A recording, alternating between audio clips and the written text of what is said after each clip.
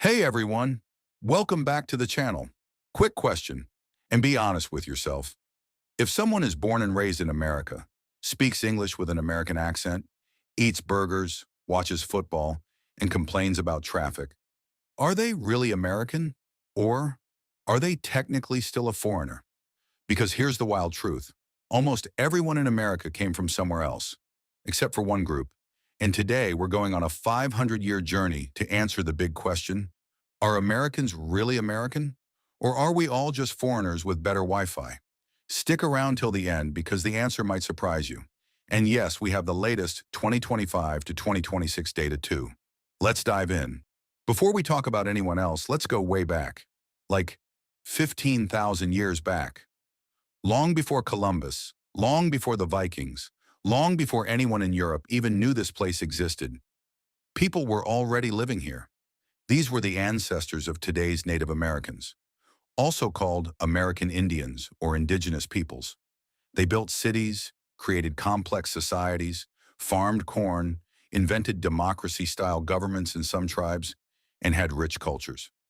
According to the latest data, as of 2025 to 2026, there are roughly 7 to 9 million people in the United States who identify as American Indian or Alaska Native, alone or in combination with other races. That's about 2 to 2.5% of the total U.S. population. Now here's the funny part. Imagine if we applied today's immigration logic backwards. Picture a Native American chief in 1491 looking at the ocean and saying, "Who are these weird pale guys with ships? They better have papers." But jokes aside, Native Americans are the only group who can truly say, "We didn't immigrate here. We were already home." Everyone else? We're all technically immigrants or descendants of immigrants, including me, including you, including that guy who says, "Go back to where you came from" on the internet. So in 1492, Christopher Columbus shows up and says, "Hey guys, I found India," even though he was in the Bahamas. The Spanish, French, British, Dutch, everyone wanted a piece of this new land. They came for gold, spices, religious freedom, and, well, mostly because Europe was getting a bit too crowded and dramatic. Between the 1600s and 1700s, millions of Europeans arrived. The British set up the 13 colonies. The Spanish took Florida in the southwest. The French took the middle. And here's where it gets funny. A lot of these early Americans didn't even like each other. The British colonists were like, "Those French guys are weird." The French were like, "Those British guys have bad food." And the Native Americans were probably like, "Can y'all just go back home? We were doing fine." By 1776, when America declared independence, the population was mostly British, with big groups of Germans, Irish, Dutch, and Africans who were brought here against their will through slavery. So even at the very beginning, America was already a mix. Now let's fast forward to the 1800s and early 1900s. This is when America really became the land of immigrants. Between 1820 and 1920, over 30 million people came to the United States. First big wave, Irish and Germans. The Irish were escaping the potato famine. The Germans were escaping political problems. Then came the Italians, Poles, Russians, and Jews escaping persecution. And on the West Coast, Chinese and Japanese immigrants built the railroads and worked in farms. Here's a funny but true line people used to say: "America is a melting pot." But honestly, it was more like a pressure cooker at times. There was discrimination against almost every new group. The Irish were called names. Italians were looked down upon.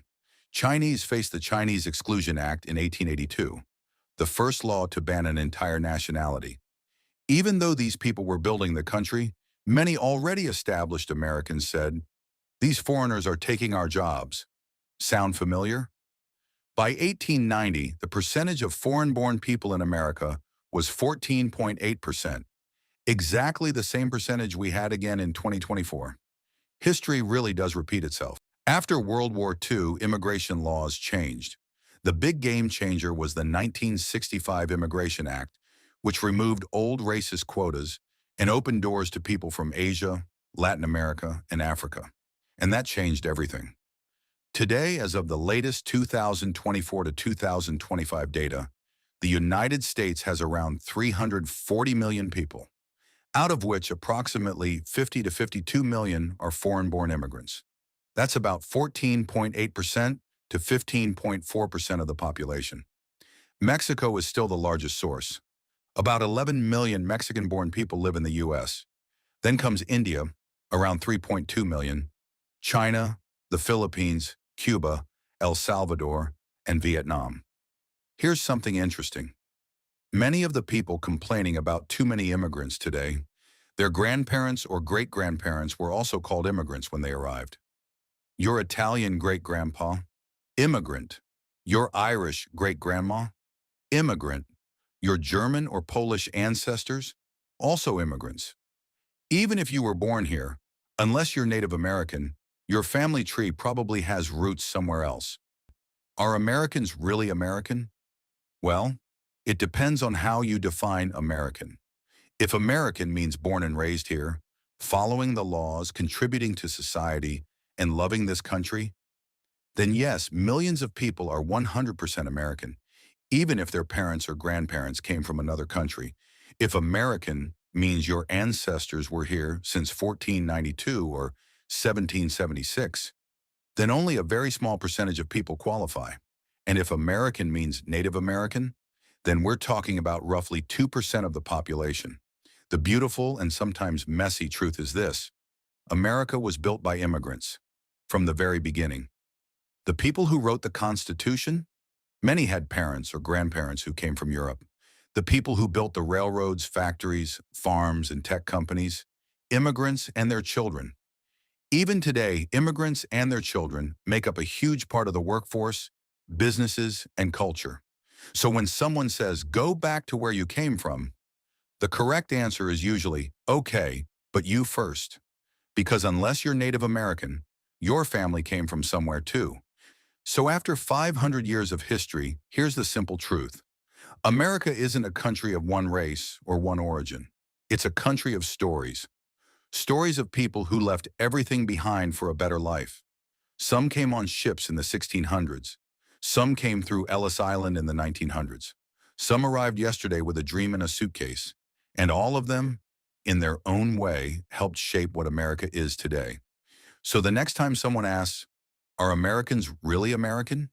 You can smile and say, we're all foreigners who decided to become American. And that's what makes this country special. If you enjoyed this video and learned something new, do me a favor. Hit that like button and subscribe for more animated history explained in a fun way. Which part surprised you the most? Was it the Native American history, the old immigration waves, or the latest 2025 to 2026 data? Drop your thoughts in the comments below. I read every single one. Thanks for watching till the end. You're awesome. See you in the next video.